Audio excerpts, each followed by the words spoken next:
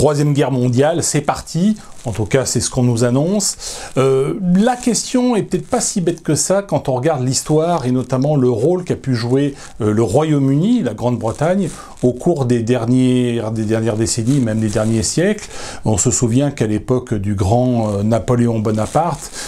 c'est une fois que Napoléon Bonaparte a vaincu toutes les puissances continentales et notamment l'Autriche, adversaire principal de la France depuis des siècles, eh bien la Grande-Bretagne a passé des accords avec la Russie, ce qui va pousser Napoléon à envahir la Russie. La Grande-Bretagne a passé des accords avec l'Espagne, ce qui va pousser aussi Napoléon à envahir l'Espagne. Et la Russie et l'Espagne, comme vous le savez, historiquement, ont été les bourbiers funestes dans lesquels les armées de l'Empire bonapartiste se sont fourvoyées et se sont écroulées. Et ça a été finalement le début de la fin pour cet empire français napoléonien. Donc la Grande-Bretagne a joué un rôle terrible dans le prolongement, on va dire, et l'amplification et la mondialisation dans une certaine mesure de ces guerres napoléoniennes, qui au départ sont la suite des guerres révolutionnaires. Au cours de la Première Guerre mondiale, la Grande-Bretagne a également joué un rôle absolument déterminant, puisque lorsque l'Allemagne envahit la France, elle le fait en passant par la Belgique, et cette invasion de la Belgique, dont la neutralité était garantie par la couronne britannique, a poussé le Royaume-Uni à entrer en guerre, enfin a poussé le Royaume-Uni, ils auraient pu ne pas entrer en guerre, mais le fait qu'ils entrent en guerre a prolongé la guerre. S'ils ne l'avaient pas fait, la France aurait été rapidement vaincue, l'Allemagne aurait conservé l'Alsace-Moselle. C'est une triste chose pour nos amis alsaciens et mosellans, néanmoins la guerre se serait arrêtée assez rapidement à l'ouest, c'est-à-dire en France, et se serait arrêtée aussi rapidement à l'est, puisque les Allemands auraient vaincu assez rapidement la Russie. Donc la Première Guerre mondiale aurait été non pas une guerre mondiale, mais une guerre européenne avec une domination de l'Empire allemand et de l'Empire d'Autriche-Hongrie assez rapide, si la Grande-Bretagne n'était pas entrée en guerre, ce qu'elle n'était pas obligée de faire objectivement, puisqu'en fait elle n'avait rien à gagner sur le territoire européen, elle n'avait à gagner que le maintien de son empire colonial, mais de toute façon l'Empire allemand et la marine allemande n'avaient pas de quoi challenger et défier la Royal Navy sur les mers et s'emparer de son empire colonial. Lors de la Seconde Guerre mondiale également, suite au 22 juin 1940, lorsque l'armistice est signé entre la France et l'Allemagne, la Grande-Bretagne aurait pu également accepter l'armistice qu'avait proposé l'Allemagne, et la guerre se serait arrêtée là, en tout cas pour la guerre à l'Ouest, puisque le grand projet d'Hitler, naturellement, c'était l'invasion de l'Union soviétique, invasion qui aura de toute façon lieu le 22 juin 1941, mais c'est vrai que le fait que la Grande-Bretagne se soit maintenue dans la guerre, alors que là aussi elle n'avait rien à gagner, ni en termes d'empire colonial, ni en termes de richesse, ni en termes de puissance, mais simplement elle a prolongé la guerre en quelque sorte, et elle a permis notamment l'entrée en guerre en Europe des États-Unis d'Amérique, et donc ce qui a provoqué naturellement l'écroulement de l'Allemagne, puisque les États-Unis non seulement sont intervenus directement en Afrique du Nord, en Italie, le débarquement en Normandie, ça vous le savez, mais également en aidant massivement l'Union soviétique, l'aide économique des États-Unis d'Amérique à l'Union soviétique à partir du 11 décembre 1941, date de la déclaration de guerre de l'Allemagne aux États-Unis. Eh bien cette aide économique a été absolument déterminante pour la victoire des armées soviétiques contre les armées de l'Allemagne hitlérienne, même si les soviétiques ont payé le prix du sang, puisqu'il y a eu 20 millions de morts au cours de ce qu'on appelle la Grande Guerre patriotique en Russie. Alors la question se pose en ce qui concerne la guerre actuelle entre l'Ukraine et la Russie, et si on fait un petit peu d'histoire, dès 1991, lorsque le mur de Berlin, lorsque l'Union soviétique s'effondre, le mur de Berlin s'écroule en 1989, en 1991 l'Union soviétique disparaît parce que la Fédération de Russie déclare son indépendance, c'est la Russie de Boris Eltsine qui se détache en fait de l'Union des républiques socialistes soviétiques, et donc il signe la mort de fait de l'URSS, et à ce moment-là, les Occidentaux, britanniques et américains en tête, mais surtout britanniques, vont tout faire pour que la Russie n'entre pas dans l'OTAN, alors qu'ils vont tout faire pour que des pays d'Europe orientale, notamment les pays baltes, anciennes républiques socialistes soviétiques, l'Estonie, la Lettonie, la Lituanie, entrent dans l'OTAN, et ainsi que d'autres pays naturellement de l'Europe orientale, de ce que l'on appelait autrefois le pacte de Varsovie, notamment la Pologne, la Tchéquie, la Slovaquie, aujourd'hui la Roumanie et d'autres pays qui sont entrés, qui faisaient partie de ce pacte de Varsovie et qui sont entrés dans l'OTAN. Donc la Grande-Bretagne a joué ce jeu-là de division en fait de l'Europe, même si aujourd'hui la Russie n'est pas une grande puissance économique sur le papier en termes de PIB, c'est à peu près le PIB de l'Espagne, mais c'est une puissance qui a des ressources en pétrole, qui a des ressources en gaz, qui a des ressources en minerais absolument considérables, qui a une énorme profondeur stratégique. Historiquement, la Grande-Bretagne, je vous dis depuis 200 ans et même plus,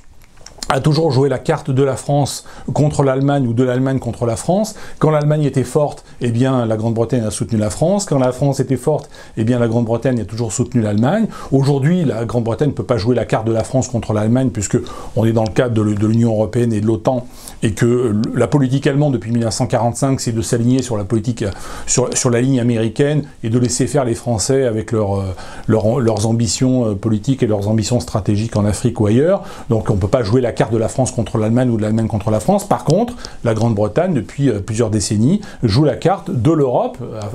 l'Union européenne, autant contre la Russie, et même bien avant 2014, bien avant l'invasion de la Crimée par la Fédération de Russie, qui se fait suite, je le rappelle, à la guerre de Libye, et en Libye, au sein du Conseil de sécurité des Nations Unies, la France et la Grande-Bretagne s'étaient engagées, avaient juré à Boris Helsinki que si on envoyait de l'aviation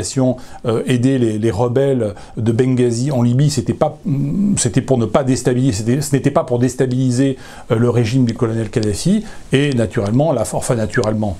honteusement, la France et le Royaume-Uni ont trahi leur parole et sont allés bombarder Tripoli et sont allés flinguer le colonel Kadhafi. Et quand Vladimir Poutine a vu cela, il dit vous êtes des voyous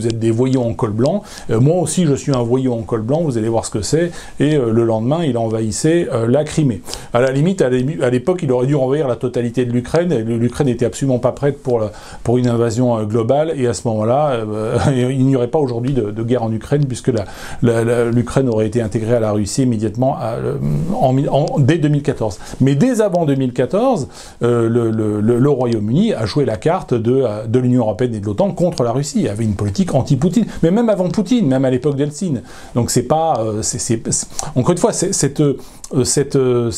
tentation, cette tentative et cette appétence à vouloir diviser les puissances européennes, du point de vue de la Grande-Bretagne, c'est quelque chose qui remonte loin dans le passé, qui n'est pas apparu en 2014 ou qui n'est pas apparu suite à l'attaque de la Russie en 2022 contre le Donbass et contre Kiev, etc. Donc il faut bien voir que qu'il y a effectivement un projet impérialiste, on va dire, culturel, britannico-américain, anglo-saxon, on va dire. C'est vrai que les Américains traitent la plupart de leurs alliés, en fait, comme des vassaux. Les Américains, depuis la guerre du Vietnam, ne mènent plus d'opérations extérieures sans l'aval de la Grande-Bretagne.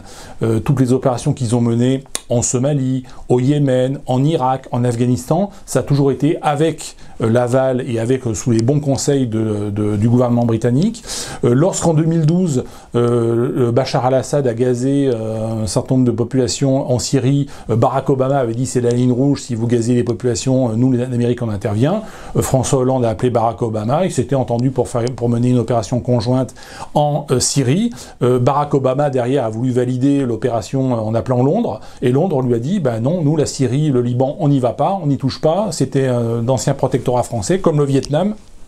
Alors vous dites Vietnam aux Américains et ils rentrent dans leur coquille, et Barack Obama a rappelé François Hollande, il s'est dégonflé en disant non mais finalement nous Américains on n'interviendra pas en Syrie. Donc c'est vrai que on va dire dans ce couple anglo-saxon, les Américains sont un peu les muscles avec leurs 850 milliards de dollars de budget militaire et de renseignement et nucléaire militaire, et puis la Grande-Bretagne fait quelque peu office de cerveau, mais c'est vrai qu'il y a un projet. Il y a quand même un projet impérial mondial anglo-saxon et qui est capable de diviser l'Europe, mais qui est capable aussi de nous diviser à l'intérieur la France, par exemple, les Français aujourd'hui, depuis 2014, sont divisés entre les pro-ukrainiens qui disent l'Ukraine était attaquée par la Russie, et les pro-russes qui disent non, mais il faut défendre la Sainte Russie, et la Russie est complètement légitime à fusionner avec l'Ukraine. Donc ils arrivent aussi à nous diviser à l'intérieur, hein, donc à l'intérieur de nos démocraties et de nos pays, alors que nous ne sommes, encore une fois, pas en guerre. Hein, je le rappelle, la Russie elle-même, officiellement d'ailleurs, n'est pas en guerre, puisque c'est une opération spéciale. Donc voilà,